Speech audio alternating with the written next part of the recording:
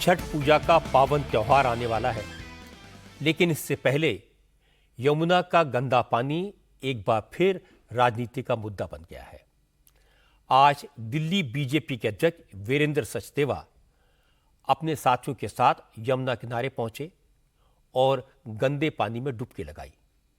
असल में अरविंद केजरीवाल ने पिछले चुनाव में वादा किया था कि 2025 से पहले यमुना को इतना साफ कर देंगे कि लोग यमुना में डुबकी लगा सकेंगे, यमुना का पानी पी सकेंगे, और वो 2025 के इलेक्शन से पहले खुद यमुना में डुबकी लगाएंगे।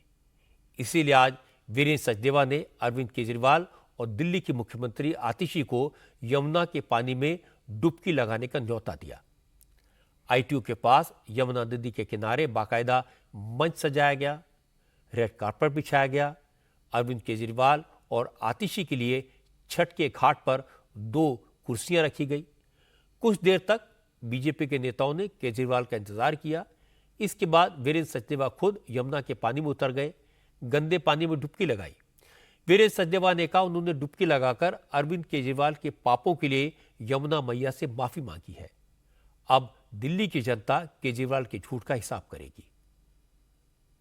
मैं डुबकी इसलिए लगा रहा हूँ कि मेरी माँ यमुना के प्रति आस्था है और माँ यमुना से माफी भी मांग रहा हूँ कि इन दरिंदों ने तुम्हारे नाम पे भी भ्रष्टाचार किया है, तो उनके पापों का प्रायश्चित तो अब दिल्ली की जनता करेगी।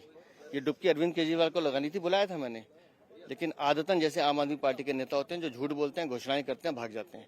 उन्होंने कहा था कि चुनाव से पहले मैं यमुना में डुबकी लगाऊंगा। चुनाव तो आगे 2 महीने बाद चुनाव है, हम बुला रहे हैं उनको, आइए, नहीं आ रहे हैं।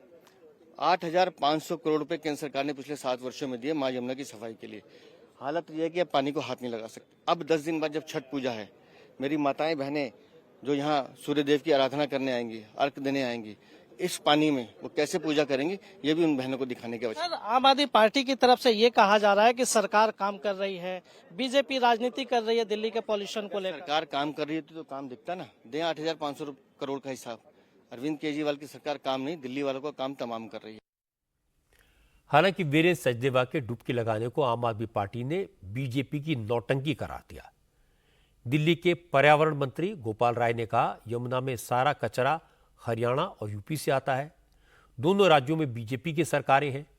गोपाल राय ने कहा अगर बीजेपी को वाकई यमुना की फिक्र है तो तमाशा करने के बजाय हरियाणा और यूपी में अपनी सरकारों से कहे कि यमुना में इंडस्ट्रियल वेस्ट डालना बंद करें।